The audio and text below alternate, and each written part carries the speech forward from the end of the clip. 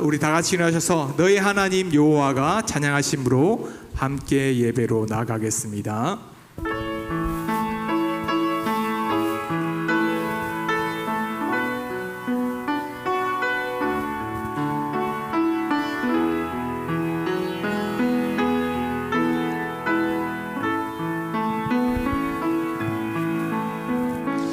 너의 하나님 여호와가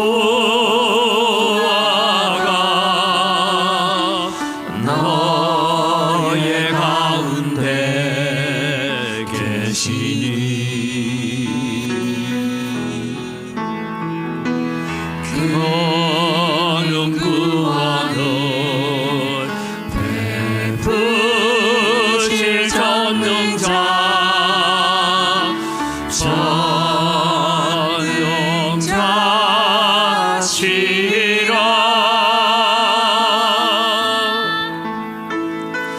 그가 너로 인하여 기쁨을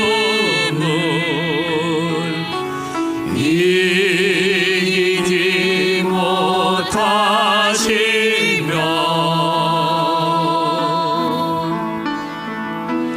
너를 감사함이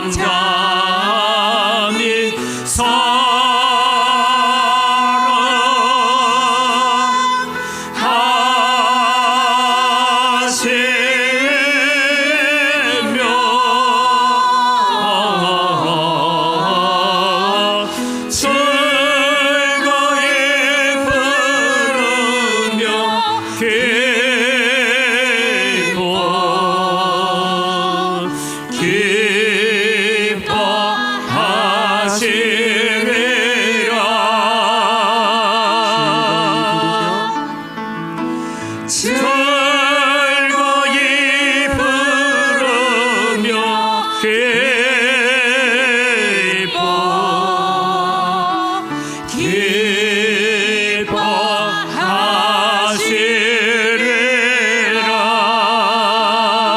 기뻐하시리라. 이 시간 우리 하나님 앞에 참회의 기도로 나아갑니다. 우리에게 이런 신앙과 믿음, 아름다운 자유를 주기 위해서 수많은 믿음의 선배들이 피를 흘려 싸웠습니다. 우리는 세상을 살아가면서 죄와 더불어 피 흘리기 있게 싸우라 했는데 우리는 싸우지 못합니다.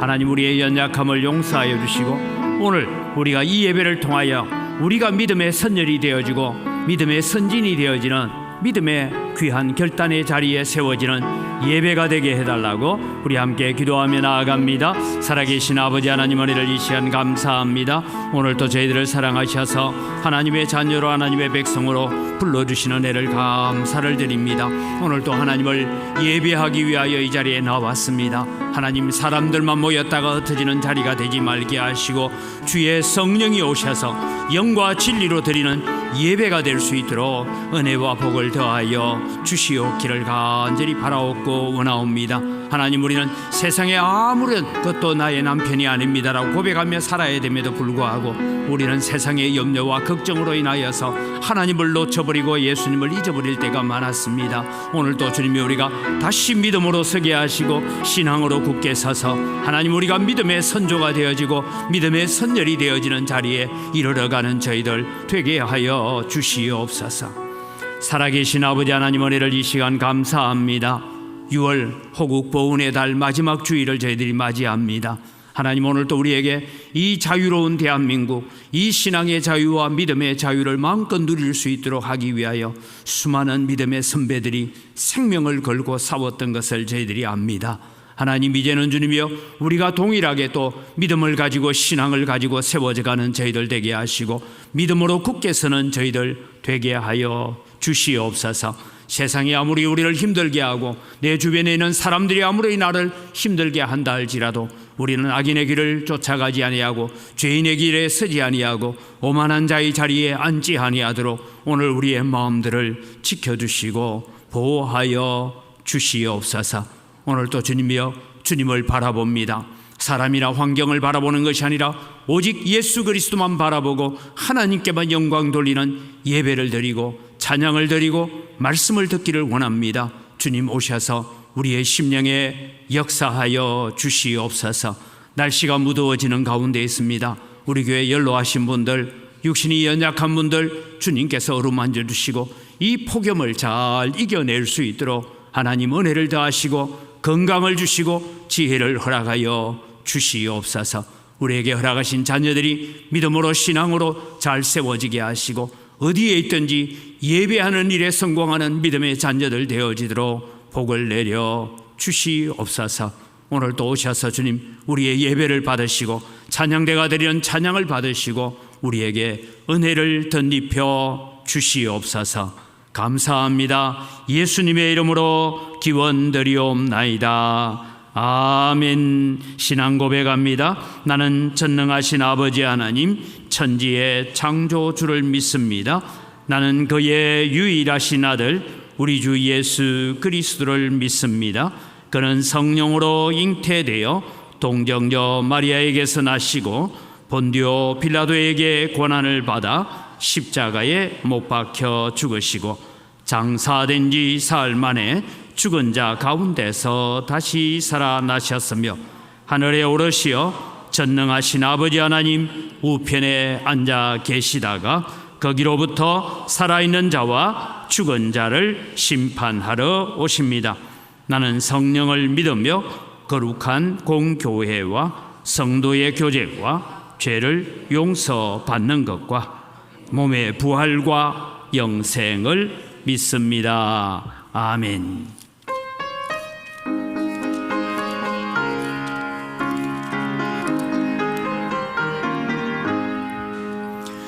주가 맡긴 모든 역사 힘을 다해 마치고 밝고 밝은 그 아침을 맞을 때 요단강을 건너가서 주의 손을 붙잡고 기쁨으로 주의 얼굴 배우리. 나의 주를 내가 그의 곁에 서서 배우며 나의 주를 손에 못 자국을 보아 알겠네. 하늘나라 올라가서 주님 앞에 절하고 온유하신 그 얼굴을 배울 때 있을 것을 예비하신 거신 사랑 고마워 나의 주께 깊은 찬송 드리리. 나의 주를 내가 그의 곁에 서서 배우며 나의 주를 손에 못 자국을 보아 알겠네.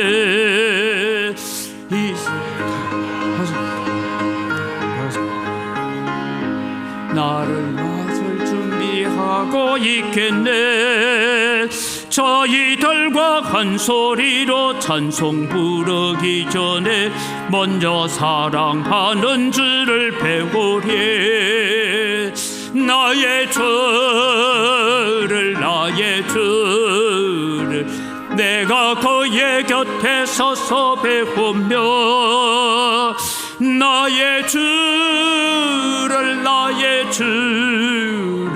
손에 못 자국을 보아 알겠네.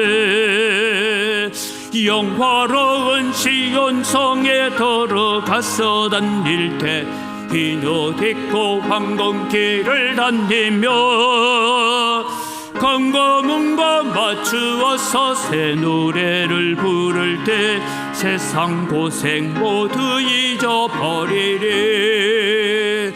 나의 주를 내가 그의 곁에 서서 배우며 나의 주를 손에 못 자국을 보아 알겠네. 아멘.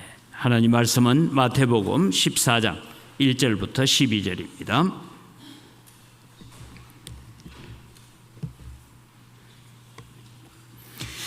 그때에 분봉왕 헤롯이 예수의 소문을 듣고 그 신하들에게 이르되 이는 세례 요한이라 그가 죽은 자 가운데서 살아났으니 그러므로 이런 능력이 그 속에서 역사하는도다 하더라.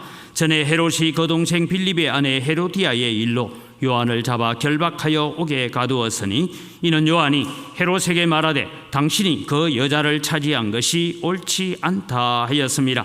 헤롯이 요한을 죽이려 하되 무리가 그를 선지자로 여김으로 그들을 두려워하더니 마침 헤롯의 생일이 되어 헤로디아의 딸이 연석 가운데서 춤을 추어 헤롯을 기쁘게 하니 헤롯이 맹세로 그에게 무엇이든지 달라는 대로 주겠다고 약속하거늘 그가 제 어머니의 시킴을 듣고 이르되 세례 요한의 머리를 소반에 얹어 여기서 내게 주소서 하니 왕이 근심하나 자기가 맹세한 것과 그 함께 앉은 사람들 때문에 주라 명하고 사람을 보내어 옥에서 요한의 목을 베어 그 머리를 소반에 얹어서 그 소녀에게 주니 그가 자기 어머니에게로 가져가니라. 요한의 제자들이 와서 시체를 가져다가 장사하고 가서 예수께 아뢰니라.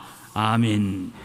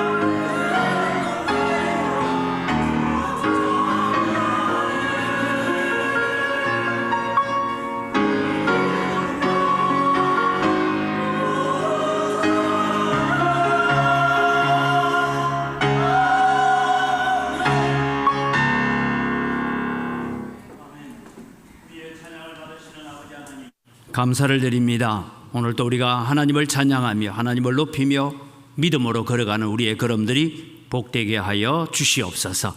이 시간도 저희들이 또 하나님 말씀 앞에 섭니다. 우리가 세상을 향하여 어떤 믿음으로 살아가야 되는지 다시 한번 결단하고 헌신하는 저희들 되게 하여 주시옵소서. 감사합니다. 예수님 이름으로 기도드립니다. 아멘. 예, 이번 6월은 주일이 5번이나 있습니다. 호국 보훈의 달, 우리가 5번째 마지막 주일을 맞이합니다. 그러면서 여러분, 우리는 늘 말씀을 들었던 것처럼 성도와 교회는 나라를 생각하며 어떻게 사는 것이 애국하는 것인가를 우리는 고민하고 살아가야 됩니다. 그래서 우리는 하나님의 나라를 우리는 사는 데 있어서 오늘날 우리는 그리스도인들을 두고 말하기를 두 나라의 시민이다. 우리가 이중 국적을 가지고 있습니다. 하나는 하늘나라의 국적을 가지고 있습니다.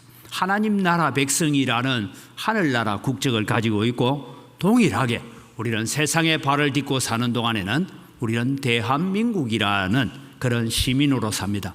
여기에 오늘 대한민국 국적 아닌 사람은 없죠. 우리는 뭐 이렇게 나라에 소속되어 살고 있습니다. 이 두 나라를 모두 다 살리고 이 두 나라를 모두 다 든든하게 세워가야 될 일이 뭐냐면 그리스도인의 사명이고 예수 믿는 자들의 사명이다라는 것입니다. 하지만 하나님의 나라와 세상 나라가 충돌할 때에 성도는 먼저 하나님의 나라 편에 서서 관심을 기울여야 합니다. 이유가 무엇이냐 하면 하나님의 나라에 먼저 충성할 때에 하나님은 우리가 속하여 있는 나라에도 복을 주시고 은혜를 베푸시는 줄 믿으시기 바랍니다. 그러나 여러분, 세상 나라에 우리가 먼저 충성하면 하나님께서 떠나가시고 하나님께서 버릴 수가 있다라는 것입니다. 동일하게 여러분, 세상 왕국을 위하는 일이 하나님의 왕국에 해를 끼칠 수도 있다라는 것을 우리는 알아야 됩니다. 그래서 우리는 세상 나라에서 충실한 시민이 되어야지만 또 그것보다 우선적으로 우리는 하나님의 나라에 충성하는 시민이 되어야 됩니다. 지난 한 주간 동안, 사실은 저는 이제 2주간 동안 움직였지만 한 주간 동안 고신총회에는 아주 중요한 일들이 2가지가 있었습니다. 하나는 뭐냐 하면 목사님들이 은퇴하고 난 이후에 언급금을 받을 수 있도록 하는 언급재단, 우리 쉽게 말하면 지금 국민연금이 이런 뭐 고갈된다 뭐 이런 얘기를 하잖아요. 그러면 도대체 우리는 총회 언급은 목사의 노후를 다 책임질 수 있고, 지금 들어오는 30대에 있는 40대에 있는 목회자들이 언급에 들어왔을 때 이분들도 과연 나도 은퇴할 때 받을 게 있습니까? 이게 고민이 되죠. 이런 문제를 해결하기 위한 전국을 돌면서 공청회를 하고 다양한 의견들을 수립하는 이런 일들이 있었습니다. 그래서 30년 뒤에 은퇴하게 될 목회자들에게도, 젊은 목회자들, 우리도 언급 받을 수 있습니까? 우리도 국민연금 받을 수 있습니까? 할 때에 확실하게 받을 수 있습니다라는 제도적인 부안들을 해가야 됩니다. 다른 하나는 뭐냐면 우리 총회에 소속되어 있는 대사회위원회가 주관한 기독교가 세속 정치에 어디까지 관여할 수 있느냐라는 토론을 하였습니다. 지금 우리가 일어나고 있는 것처럼 차별금지법이나 동성애법이나 그 다음에 사학법 개정 뭐 이런 여러 가지 사회악법에 대해서 교회는 어디까지 우리의 목소리를 내고 어디까지 우리가 이런 이야기를 할 수 있을까 하는 그런 토론회가 있었습니다. 여러분, 성도가 해야 될 일은 뭐냐 하면 소망의 하나님께 두 손을 들고 기도하면서 동일하게 두 발은 이 세상에 딛고 살면서 이 세속적인 문화와 나라 가운데 하나님의 나라 복음이 전파되어지고 하나님의 공의와 하나님의 의가, 정의가 세워지는 나라를 만들도록 기도하는 일들을 우리가 해가야 됩니다. 그런 성도가 진정한 애국자입니다. 저는 오늘 이 호국 보훈의 달을 마치면서 우리 영광교회 모든 성도들은 대한민국을 살릴 뿐만 아니라 하나님의 나라인 영광교회를 살리고 동일하게 하나님의 나라인 전 세계에 있는 교회를 살려내는 이 일에 우리의 작은 기도와 우리의 작은 헌신이 쓰임받기를 주님의 이름으로 축복합니다. 그래서 여러분, 우리나라의 한 시대를 돌아보면 이런 여러 가지 일들을 우리가 겪게 되어집니다. 그런 의미에서 오늘 세례 요한의 삶을 우리는 살펴보면서 세례 요한의 믿음과 행동, 그것이 오늘 우리에게 어떤 교훈으로 다가오고 우리는 어떻게 살아야 되는가 하는 것을 살펴보려고 합니다. 첫 번째, 여러분, 이 시대에 우리가 세례 요한으로 살아야 되는데 이 시대에 세례 요한으로 살기 위해서 우리는 뭘 해야 되느냐 하면 분명한 사명을 가진 사람으로 살아가자라는 것입니다. 세례 요한은 하나님을 향하여 열심을 가지고 산 사람이었습니다. 세례 요한은 자신이 세상에 온 것은 예수 그리스도의 길을 예비하는, 내가 6개월을 먼저 와서 예수님의 길을 예비하는 것이 자기의 사명인 줄 알았습니다. 그래서 세례 요한은 자기를 따라오고 자기를 존경하고자 하는 사람들에게, 제자들에게 이런 말합니다. 나는 내 뒤에 오시는 분의 신발끈을 들기도 하는 얘기는, 신발끈, 종들이 여러분 주인이 밖에 나가면 무릎을 꿇고 앉아서 신발끈을 묶어주고 또 주인이 돌아오면 신발끈을 풀어서 발을 벗게 하는 이런 일을 감당하는 일조차도 내가 감당할 수 없는 사람이다라고 자기를 그렇게 표현했습니다. 그러면서 그는 점점 예수 그리스도 그분은 점점 더 흥하여져 가야 되겠고, 나는 이제 내 사명 끝났으니 점점 더 쇠하여져 가야 하리라 라고 자신은 오직 예수님을 위한 사람이었고 예수님의 길을 예비하기 위한 헌신된 사람이다라는 이 사명을 분명히 알고 있었다라는 것입니다. 사랑하는 성도 여러분, 오늘날 세상은 왜 이렇게 시끄럽고 분주하고 그렇습니까? 이유는 한 가지입니다. 자기에게 주어진 사명은 감당치 않고 남의 사명만 계속해서 강조하기 때문에 일어나는 일들입니다. 오늘날 여러분, 세상에 여러 가지 갈등의 요소가 다는 아니겠지만 배가 고파서 일어나는 갈등이기보다는 상대방에 대한 비교에 배가 아파서 일어나는 갈등들이 오늘 대한민국을 지배하고 있는 것입니다. 예전에는 배고픔이 문제였습니다.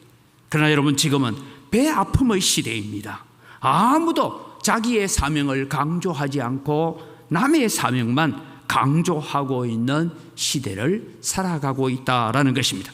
이런 시대의 성도는 어떤 삶을 우리는 살아야 됩니까? 우리에게 주어진 사명이 무엇인지를 인식하는 여러분 되시기를 바랍니다. 나는 그냥 교회 내가 은광교회 와서 중직자도 아니고 서리 집사인데 그냥 교회만 잘 왔다 갔다 하면 되지 그런 정도의 생각이 아니라, 하나님께서 이 시대에 왜 나를 하나님의 자녀로 부르셨는가? 이 시대에 나를 왜 하나님의 백성으로 부르셨고 왜 이 시대에 우리가 은광교회에서 같이 앉아서 예배 드리는 자로 부르셨는가라는 이런 인식을 가지고 하나님께서 내게 주신 사명이 무엇인지를 우리는 고민해 보아야 됩니다. 세례 요한은 이 사명감을 분명히 가지고 살아갔습니다. 이런 시대의 성도는 어떤 삶을 살아야 됩니까? 우리에게 주어진 사명을 깨닫고, 하나님, 내가 감당해야 될 사명, 남의 사명에 내가 간섭하고 할 일은 아니고 내가 감당해야 될 사명은 어디까지입니까? 그것을 우리는 인식하면서 하나님 앞에 겸손하게 엎드려 갈 때에 오늘도 우리는 하나님이 주시는 사명을 감당할 수 있을 것입니다. 섬김과 봉사의 사명도 있습니다. 지난 우리가 가정의 달에 기도했던 것처럼 여러분의 자녀들을 위하여 눈물을 흘리며 기도해야 될 사명도 우리에게 있습니다. 교회를 위해서 기도해야 될 사명도 있습니다. 교회당 건축을 위해서 기도해야 될 사명도 있습니다. 동일하게 이 대한민국을 붙들고 저 북한 땅을 붙들고 책임지고 기도하는 기도의 사명들도 있습니다. 뿐만 아니라 사회의 문제를 가슴에 안고 세상에서 일어나고 있는 온갖 범죄와 죄악들을 가지고 나의 죄를 고백하듯이 하나님 앞에 엎드리는 이런 사명이 우리에게 필요하다라는 것입니다. 느헤미야 1장 6절에 나오는 느헤미야 마음을 우리가 보면 이렇습니다. 느헤미야의 마음을 우리가 가지기 위해서 같이 한번 느헤미야 1장 6절 말씀 같이 읽습니다. 이제 종이 주의 종들인 이스라엘 자손을 위하여 주야로 기도하오며 우리 이스라엘 자손이 주께 범죄한 죄들을 자복하오니 주는 귀를 기울이시며 눈을 여시사 종의 기도를 들으시옵소서. 나와 내 아버지의 집이 범죄하여 7절입니다. 주를 향하여 크게 악을 행하여 주께서 주의 종 모세에게 명령하신 계명과 율례와 규례를 지키지 아니하였나이다. 여러분, 느헤미야는 포로에 잡혀가서 태어난 포로 3세쯤 됩니다. 느헤미야가 살 때는 이미 70년 포로 기간이 끝나고 서룹바벨이 1차 포로 귀환을 해서 예루살렘으로 돌아간 지가 90년이 지났습니다. 그러니까 그때 이제 느헤미야 나이가 한 30세 40세 정도 된다 보면 느헤미야는 바벨론 포로에서 할아버지가 잡혀와가지고 할아버지 돌아가시고 아버지가 자기를 낳고 내가 한 40쯤 됐으면 그때 나이로는 아들 40쯤 되면 아버지가 살아있기 힘듭니다. 포로 한 3세쯤 되어지는 느헤미야입니다. 이 느헤미야가 소식을 듣습니다. 내 고국 땅, 한 번도 가본 적이 없는 고국 땅이지만 예루살렘, 다윗 우리가 성경을 통해서 할아버지로부터 들었던 그 예루살렘 성전이 그렇게 아름다웠고 솔로몬의 왕궁이 그렇게 아름다웠다고 하는데 이 예루살렘 성이 무너져서 아직도 성벽도 쌓고 있지 못하다는 얘기를 듣습니다. 다시 말씀드립니다. 스룹바벨이 돌아간 지 90년이 지났어요. 그런데 아직 성벽은 무너져 있다. 이 얘기를 듣고 그는 하나님 앞에 엎드려서 다른 사람의 책임, 즉 먼저 돌아간 사람들은 뭘 하고 있냐, 그렇게 책임을 묻는 것이 아니라 나와 내 아비집이 범죄하여, 무슨 얘기입니까? 왜 우리 할아버지는 스룹바벨 시대에 돌아가자 할 때 안 돌아가고 바벨론에 남았을까? 왜 우리 아버지는 에스라 시대에, 에스라가 자기 지금 이 시대보다 14년 먼저 돌아갔거든요. 그때 왜 우리 아버지는 안 돌아가고 여기 남았을까?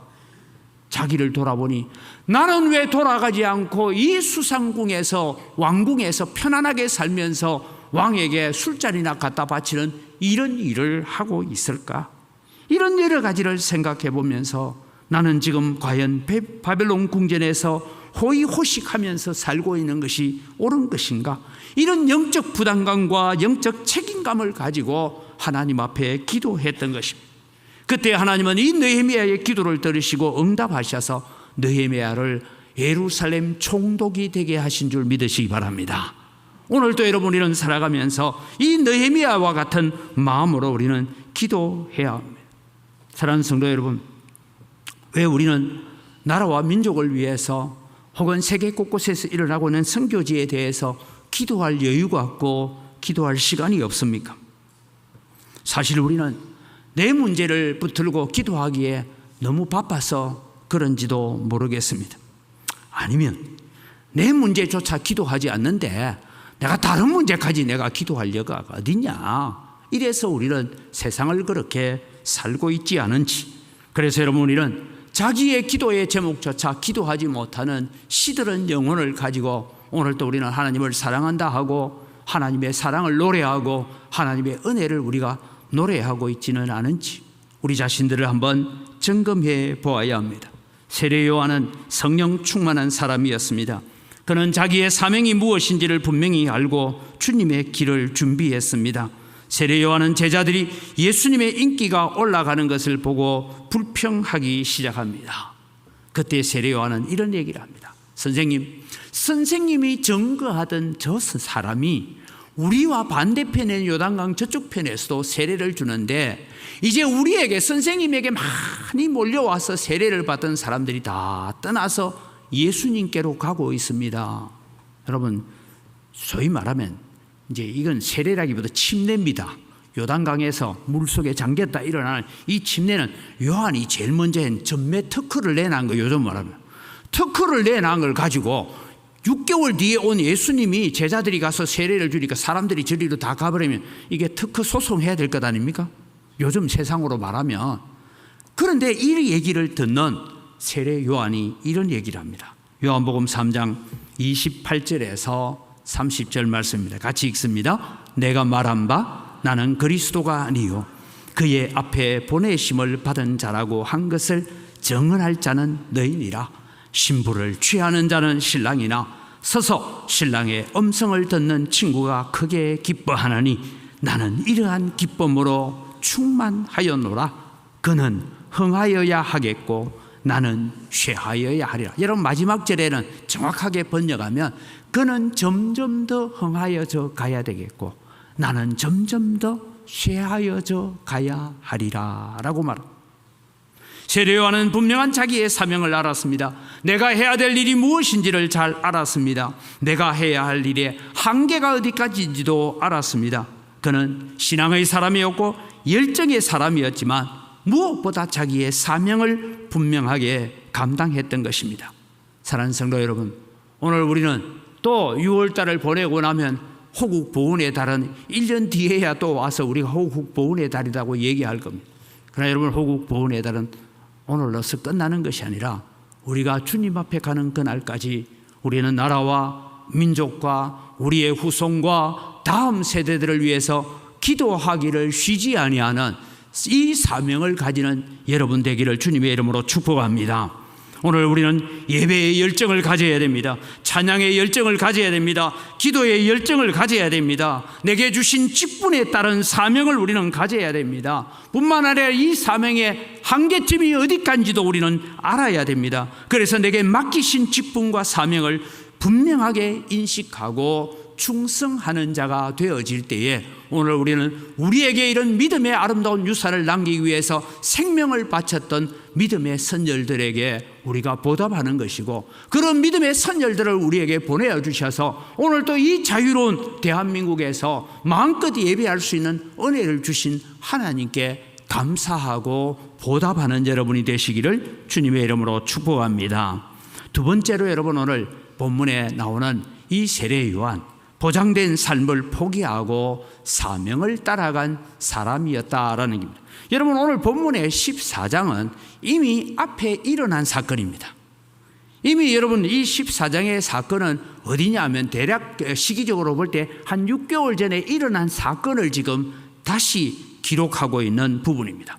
예수님께서 사역을 하기 시작하니까 이미 세례 요한은 죽었는데 오늘 성경에 나오는 것처럼 헤롯이 내가 목베어 죽인 저 세례 요한이 다시 살아난 것 아닌가 이러면서 예수님에 대해서 궁금해하고 있는 이 시점에 오늘 예수님은 이 세례 요한에 대한 언급을 하면서 세례 요한의 길을 우리에게 보여주고 있습니다. 여러분, 세례 요한은 제사장 가문의 사람입니다. 사가랴라는 제사장의 가문. 그래서 사가랴는 최소한 1년에는 보름 동안은 성전에서 봉사를 하고 돌아가는 사람입니다. 그래서 그의 아들이었기 때문에 그는 제사장 가문으로서 동일하게 그도 제사장의 직분과 제사장의 직책을 감당할 수 있는 보장된 삶을 살 수가 있는 사람입니다. 그는 가만히 있으면 자신도 아버지의 반절을 따라서 제사장이 되고 성전에서 나오는 모든 것을 가지고 먹고 살 수 있는 보장된 삶이 있었습니다. 그런데 그는 그 모든 보장된 삶을 버리고 광야로 갔습니다. 세속의 권력과 부와 허영을 따르지 않았습니다. 그는 청빈하고 깨끗한 삶을 살기로 작정한 것입니다. 그래서 화려한 음식을 버리고 제사상에서 나오는, 즉 성전 제사에서 나오는 소고기나 양고기나 이런 고기들을 다 포기하고 메뚜기와 석청, 즉 돌에 붙어있는 꿀벌의 꿀을 채취해서 먹으면서 그들은 그의 삶을 살았습니다. 화려한 제사장의 옷을 입기보다는 약대 털옷을 입고 살았다라는 것은 여러분 그냥 털 가죽을 덮어 쓰고 살았다, 그런 말씀입니다. 철저하게 그는 하나님께 가까이 하는 믿음의 삶을 살기 위해서 하나님만 의지하고 살기로 작정했습니다. 오늘 우리는 이 세례 요한의 얘기를 들으면서 우리도 다 집 버리고 광야로 가자, 이 얘기를 제가 하는 것이 아닙니다. 오늘 여러분, 우리는 어떤 삶을 살아야 합니까? 지금 우리는 너무 많은 것을 가지고 있으면서 감사하지 못한다는 것입니다. 만족하지 못한다는 것입니다. 늘 남과 비교하여서 좀 가지지 못한 것에, 좀 누리지 못하는 것에 배아파하고 좌절하고 절망할 때가 얼마나 많았던가 하는 것을 우리에게 가르쳐 주고 있습니다. 저는 때로는 이렇게 식사를 대접받는 자리에 가서 밥 먹을 때마다 제발 좀 그만 시키라 하는데, 아이고 한 접시만 더 합시다 했는데, 딱 여러분 아마 경험이 있을 거예요. 딱 하나 더 시킨 게 때문에 배가 너무 부르죠. 그거 딱 안 시키면 딱 맞는 것 같아요. 하나 더 시키면 남겨요. 남을 때마다 저는 가끔씩 생각해요. 여러분, 북한에서 내려온 탈북자들이 와서 간증하면서 하는 얘기 중에, 여러분 우리는 웃으면서 넘어갈 수 있지만 우리는 회개해야 됩니다. 그게 뭐냐 하면 이런 얘기를, 남조선에는 개도 쌀밥을 먹는데 우리는 때로는 말똥 소똥의 안에 있는 콩도 빼내어서 그걸 가지고 끼니를 엮어가려고 살았습니다. 여러분, 그러면 제가 이제 부탁하게 너무 많이 시키지 마세요. 적당하게 먹읍시다. 물론 여러분, 우리 그 적당하게 먹는다고 해 거기 북한으로 가는 건 아니지만 우리는 저 북한에 같은 동포로 태어나가지고 지금도 여러분 1년에 100만 명 가까이가 굶어서 죽는다잖아요. 여러분, 그렇다면 다른 것 아니라 우리는 너무 풍요롭게 먹는 것에 대해서 감사하고 있느냐는 거예요. 배부르게 먹는 것에 대해서 우리가 하나님 앞에 얼마만큼 감사하고 있느냐는 거예요. 오늘도 여러분 아침 식탁을 두고 밥을 먹으면서 감사를 얼마나 했느냐는 것입니다. 오늘 여러분, 이 세례 요한은 모든 것이 보장된 삶을 포기하고 사명을 따라갔던 그의 삶을 통해서 오늘 우리가 하나 배워야 될 것이 있습니다. 북한은 굶어 죽는 사람들이 가득한데 남한은 온통 살 빼기에 여념이 없는 나라, 이런 나라가 되어 있지 않습니까? 오늘 우리는 생활에 조금은 청빈할 필요가 있습니다. 조금은 절제할 필요가 있습니다. 내 먹을 것 다 먹고 내 할 것 다 하고 내 바를 것 다 바르고 난 뒤에 선교하려고 하니까 돈이 없죠. 내 쓸 것 다 쓰고 난 뒤에 남 도우려고 하니까 도울 것이 없는 것입니다. 오늘 여러분, 우리는 살아가면서 무엇보다도 우리는 세상이 주는 돈과 물질과 세상의 성공에 종이 되지 않도록, 성공해야 합니다. 그러나 거기에 종이 되지 않도록 우리 자신들을 돌아보아야 되는 것입니다. 왜 정치권이 부정한 돈과 부패한 권력으로 말미암아 추한 모습들을 보여주고 있습니까? 왜냐하면 세상의 부귀와 영화와 돈이 영원하다라고 하는 마귀의 속삭임에 빠져버렸기 때문입니다. 아무도 보지 않는다는 마귀의 거짓말에 속아서 거짓된 행위를 하고 잘못된 행위를 하는 것입니다.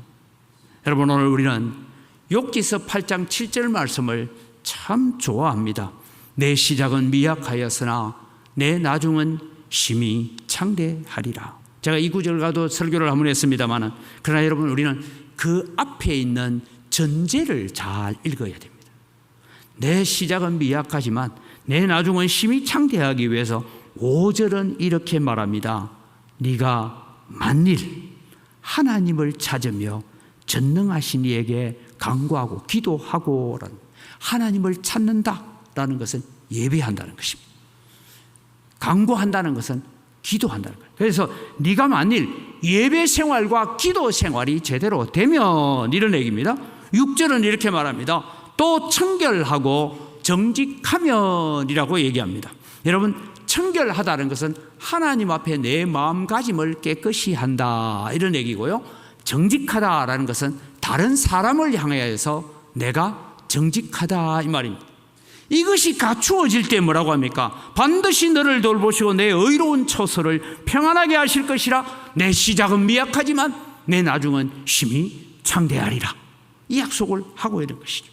철저하게 조건절로 적고 있는 것입니다. 네가 만일 무엇 하기만 하면이라는 것입니다.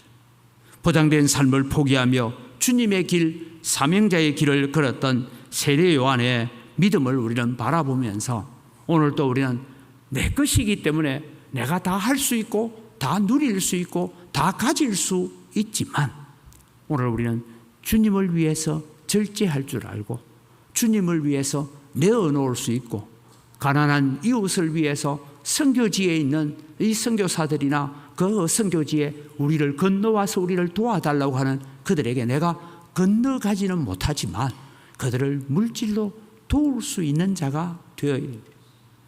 여러분, 오늘 제가 설교를 듣고 난데 시간 나거든 한번 가서 다시 여러분 양림동에 가서 다른 사람 말고 서서평 선교사라는 그 선교사님의 행적을 한번 보십시오. 여자 독신으로서 이 광주 땅으로 오는데, 여러분, 미국의 그 당시에 미국 교회가요, 우리처럼 돈이 많아서 선교한 게 절대 아닙니다. 이 서서평 선교사가 내가 조선 땅을 향하여 가겠습니다. 돈이 없으니까 여전도의 회원들이 우리가 삭바느질을 하자 해서 삭바느질해서 남긴 돈을 가지고 선교사 보냈습니다. 여러분, 절대요, 내 쓰고 남는 거 내가 11조하고 그래도 좀 돈 남네, 한 10,000원씩 우리 모으자, 이래 선교한 게 아니에요.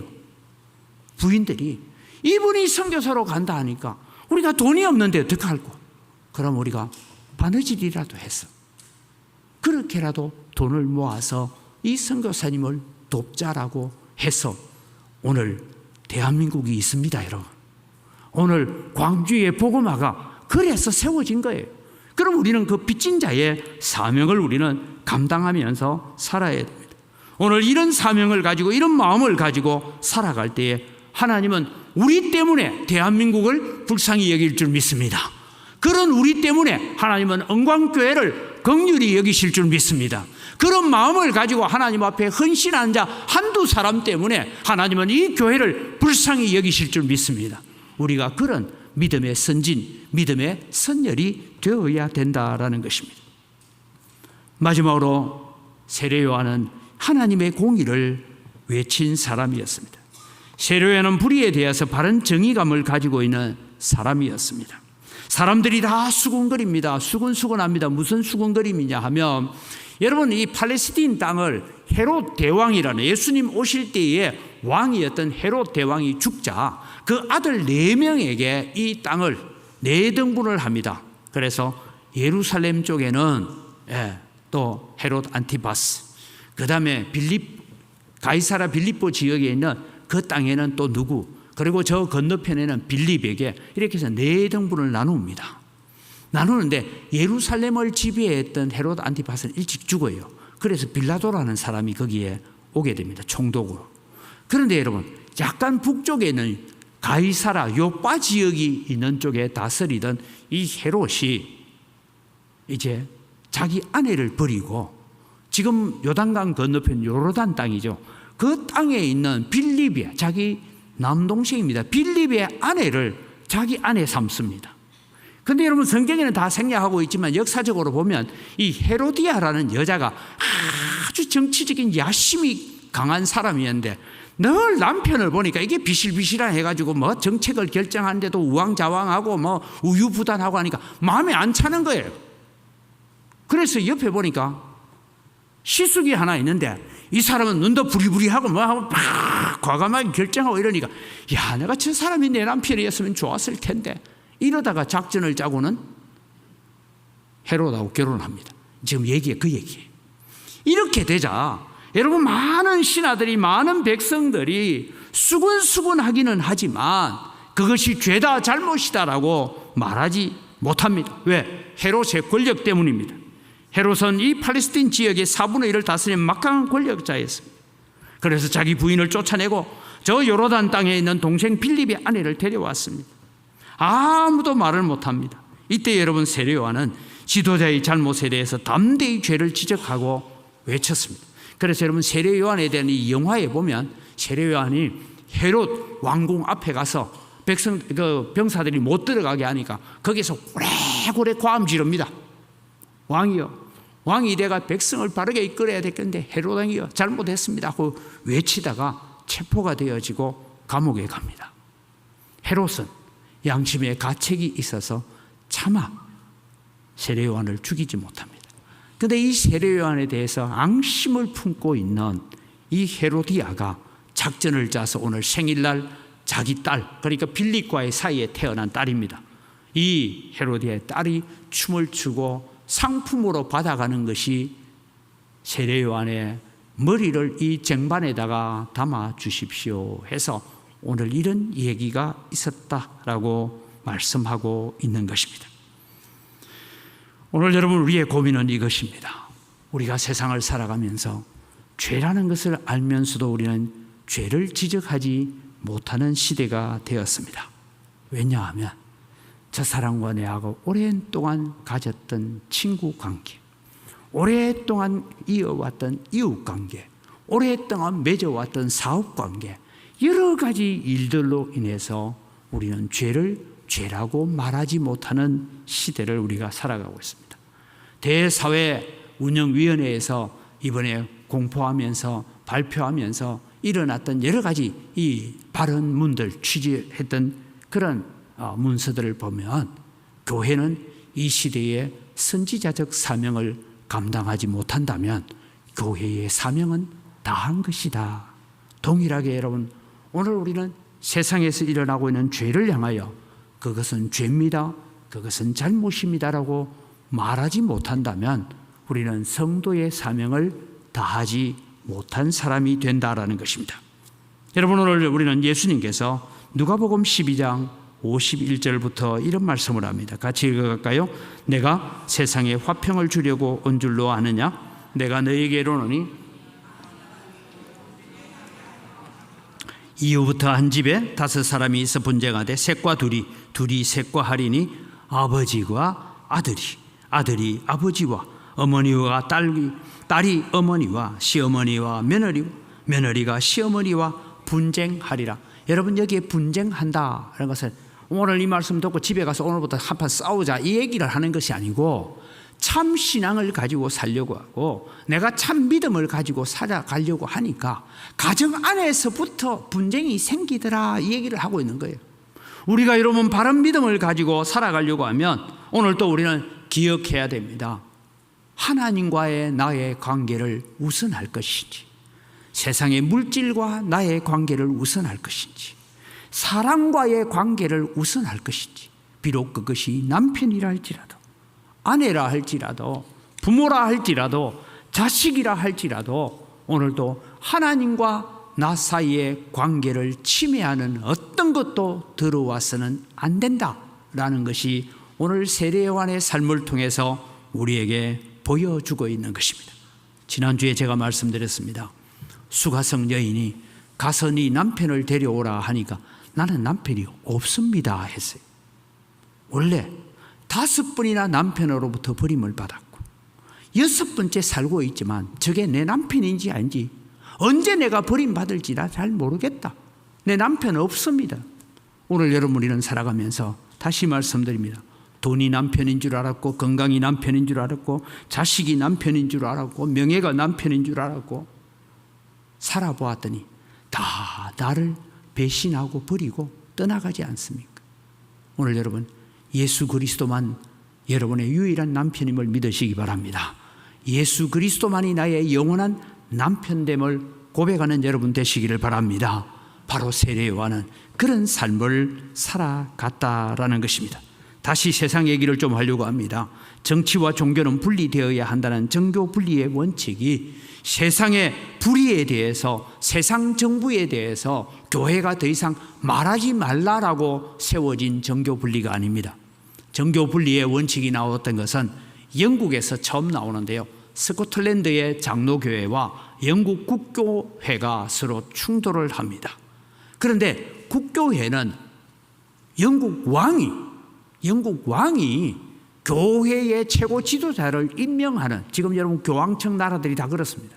그렇게 되어 있었습니다. 그래서 이제는 더 이상 교리적인 문제, 신앙적인 문제에는 세속 정부가 간섭해서는 안 된다라는 것이 원래 정교 분리였습니다. 그런데 이것이 주객이 전도되어서 오늘날은 교회는 세상 정치에 말하지 말라라고 바뀌어간 것은 일제시대를 거치면서 우리 대한민국에 일어나는 것입니다. 오늘 여러분 우리는 기억합니다. 교회는 세상을 향해 선지자적 사명을 감당해야 됩니다. 성도들은 살아가는 삶의 현장 속에서 빛이 되고 소금이 된다는 것이 무엇입니까? 그곳에서 내가 선지자적 사명을 가지고 살아가야 된다. 그 말씀을 우리에게 하고 있는 것입니다.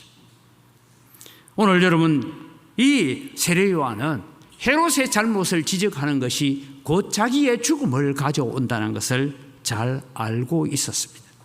그럼에도 불구하고 우리는 단니엘은 사자굴이 기다리고 있음에도 불구하고 나는 하나님 앞에 발견한 이 언약의 말씀을 붙들고 기도하는 것을 쉴 수 없었다라고 믿음의 길을 걸어갔습니다. 주기철 목사님 십자가에 못이 툭툭 튀어나와 있는 이 길을 걸어가라 할 때에 그 못에 발이 찔리면서도 그 길을 걸어가면서 나는 이 신앙, 이 믿음, 예수 그리스도를 배반할 수 없다라고 그러면서 그분이 설교했던 설교 제목이 일사각오였습니다. 나는 한번 죽을 각오를 하고 나는 이 믿음을 지키겠다 해서 오늘 대한민국의 신앙이 한국 교회가 그런 믿음의 유산과 신앙의 전통을 우리가 물려받았다면 오늘 우리는 다시 한번 이 호국의 달을 마지막 보내면서 나는 어떤 믿음, 어떤 신앙을 나를 바라보고 있는 후배들에게, 자식들에게, 내 후손들에게 어떤 믿음을 보여주어야 할까? 오늘 우리는 세례 요한처럼 사명을 따라가는 하나님의 백성이 되어야 됩니다. 이 사명을 감당함에 있어서 내 힘으로 안 되기 때문에 하나님의 은혜를 사모해야 되고 하나님의 도우심을 구해야 됩니다. 그러면서 우리는 죄는 죄라고 얘기하고 잘못은 잘못이라고 이야기하고 잘한 것은 잘한 것이라고 칭찬하는, 그래서 믿음이 더 든든해져가는 은광교회 공동체를 만들어 가야 될 것입니다. 이때 하나님은 오늘도 우리의 오늘의 헌신, 오늘의 수고를 보시면서 다음 세대에 복으로 갚아주실 하나님을 사모할 수 있는 여러분 되기를 주님의 이름으로 축복합니다. 이 시간 우리 주신 말씀을 가지고 함께 기도 제목을 같이 읽고 한번 기도하겠습니다. 우리에게 주신 분명한 사명을 알고 하나님의 부르심에 합당한 자로 직분과 사명을 감당하게 하소서. 나의 기도를 통하여 나라를 살리고 민족을 살리고 자녀들의 거룩함을 회복하는 역사가 일어나게 하소서. 대한민국이 하나님의 창조 질서에 순종하여 거룩하고 경건한 가정들이 잘 세워지는 나라 되게 하소서. 다 같이 주의 한번 외치고 기도합니다. 주여! 하나님 아버지 은혜를 이 시간 감사합니다. 오늘 또 주님, 우리는 세례 요한이 생명을 걸고 하나님을 외치고 하나님의 길을 걸어갔던 그 삶을 우리가 바라보면서 오늘 또 주님이여 우리에게 주신 분명한 사명을 알고 하나님의 부르심에 합당한 자로 세워져 가기를 간절히 소원합니다. 오늘 또 우리에게 이 아름다운 신앙과 이 믿음의 자유, 이 믿음의 아름다운 유산들을 남기기 위해서 생명을 바쳐 수고하고 생명을 바쳐 헌신했던 믿음의 선배들이 있어서 오늘 우리는 이런 축복을 누리고 있습니다. 하나님, 이제 우리가 다시 이 축복을 이어가는 중간 역할을 잘 감당하게 하여 주시옵소서. 이 축복을 다음 세대에게, 우리 자녀들에게, 우리 손주들에게 아름답게 이어주는 그런 주님의 연결고리가 잘 감당할 수 있도록 도와주셔서 하나님의 은혜가 나타나게 하여 주시옵소서. 우리의 기도가 아버지의 나라와 민족을 살리고 우리의 가정을 살리고 다음 세대를 살리게 하시고 대한민국을 살려내는 기도가 되어지도록 은혜 더하여 주시옵소서. 참 좋으신 아버지 하나님, 우리를 이 시대의 세례 요한으로 살아라고 우리를 부르고 계시는 하나님의 음성을 듣습니다. 세상 살기 너무 바빠서, 너무 분주해서 내 일에 너무 집중하다 보니 우리는 하나님의 일을 잊어버리고 하나님의 나라를 잊어버리고 살 때가 많았던 우리의 연약함을 고백합니다. 주님, 저희들을 용서하여 주옵소서. 우리 주변에서 수많은 죄악들이 일어나고 범죄가 일어나도 죄를 죄라고 말하지 못하고 살아왔던 우리의 허물들을 용서하여 주옵소서. 우리가 나아가서 선지자처럼 외치지 못한다 할지라도 예루살렘 성 안에 일어나는 모든 가정한 일로 인하여서 슬퍼하며 탄식하는 자에게 생명을 살릴 수 있는 표를 그 이마에 그리라고 하셨던 것처럼 하나님, 오늘도 이 마지막 시대를 살아가면서 우리는 하나님의 의와 하나님의 나라를 위해서 기도하고 교회를 위하여 기도하고 자녀들을 위하여 기도하는 이 기도의 유산, 하늘나라의 유산, 믿음의 유산을 잘 남겨갈 수 있는 믿음의 선열이 되게 하여 주시옵소서. 감사합니다. 예수님 이름으로 기도드립니다. 아멘.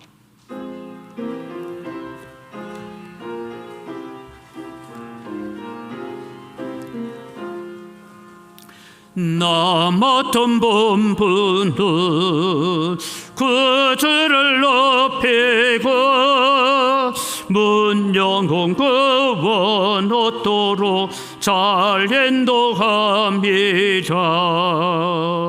부르심 받도록 내 형제 섬기며 그 주의 뜻을 따라서 내 정성 다하리. 주 앞에 모든 일 잘하게 하시고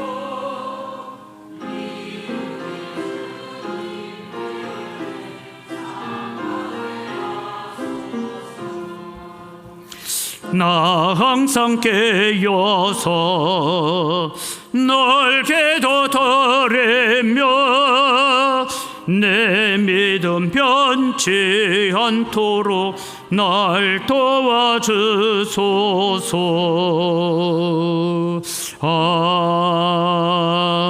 아멘. 하나님 아버지, 감사합니다. 우리에게 또 예배할 수 있는 은혜를 주시고 또 하나님 앞에 드릴 것이 있도록 물질을 허락해 주신 것 감사합니다. 모든 것이 다 주의 손으로부터 와사오니 주의 손으로부터 받은 것 가지고 주님께 돌려드릴 뿐입니다. 주님께서 받으시고 드리는 손길들 정성을 받아주시고 우리를 받아주시옵기를 간절히 바라옵고 원하옵니다. 소득의 10분의 1을 드리면서 고백합니다. 내 것이 아니라 하나님의 것이오니 나머지 9개도 하나님 앞에 감사하며 잘 사용하겠습니다. 마음을 담아 11조를 드립니다. 하나님 약속대로 하늘의 보고를 여시사 성도들이 손대는 물산마다 복을 받는 역사가 일어나게 하여 주시옵소서. 여러 가지 감사의 제목을 따라 예물을 드립니다. 더 풍성한 감사가 우리 가운데 넘쳐나게 하여 주시옵소서. 물 한 모금 마시는 것도 감사의 제목이 되게 하여 주시옵소서. 하나님 아버지, 오늘도 우리가 빚진 자의 마음을 가지고 해외 선교와 국내 미자리 교회들을 위한 선교와 또 다음 세대를 위한 장학금을 드리고 건축을 위하여 예물을 드립니다. 주님 100배나 넘치는 은혜로 갚아 주옵소서. 오늘 또 주일헌금을 드리고 구역헌금을 드립니다. 하나님 일용할 양식을 위해서 제공합니다. 하나님께서 은혜와 복을 더하여 주시고 이 물질을 관리하는 우리 재정부와 각 선교위원회 위에 주께서 도우시는 은혜를 베풀어 주시옵소서. 감사합니다. 예수님 이름으로 기도드립니다. 아멘. 우리 주 예수 그리스도의 은혜와 하나님 아버지의 무한하신 사랑과 성령님의 교통하심과 위로 충만하심의 역사가 이 세상을 바라보면서 이 시대에 세례 요한처럼 살아달라고 부탁하는 주님의 말씀을 가슴 속에 새기고 오늘도 믿음으로 세상을 이기고 죄를 이기고 굳건하게 세워지기를 다짐하는 주의 사랑하는 백성들 머리 위에 이제로부터 영원토록 항상 함께 있을지어다. 아멘.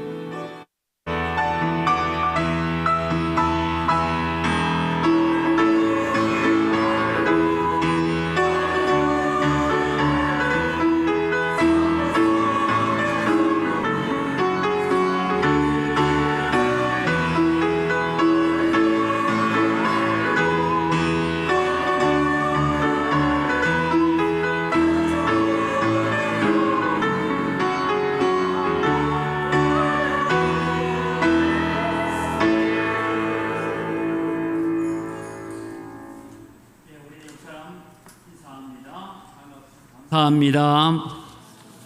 사랑합니다. 네, 교회 주보를 참조하셔서 교회 소식을 전합니다.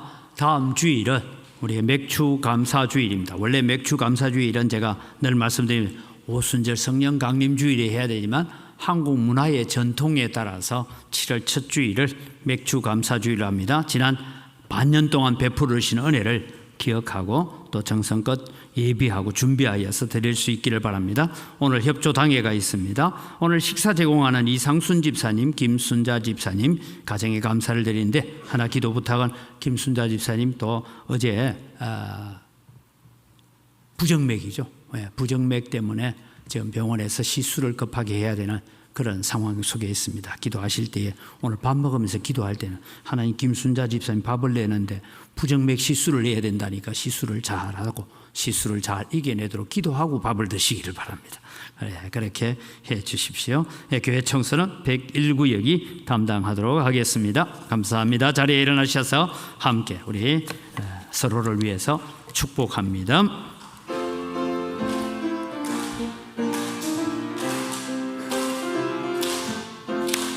축복합니다. 주님의 이름으로 축복합니다. 주님의 사랑으로 이곳에 모인 주의 거룩한 자녀에게 주님의 기쁨과 주님의 사랑이 충만하게 넘치기를 축복하고 사랑합니다. God bless you. God bless you. 축복합니다. 주님의 사랑으로